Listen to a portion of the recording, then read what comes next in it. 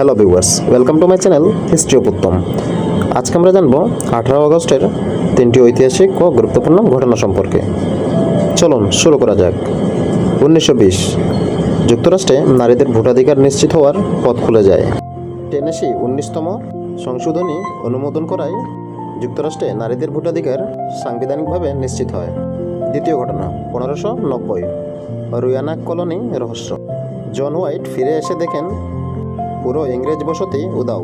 প্রায় 100 জন মানুষের কোনো সন্ধান নেই, কোনো স্পষ্ট চিহ্নও নেই। আজও এটি ইতিহাসের অন্যতম রহস্যময় নিখোঁজের ঘটনা।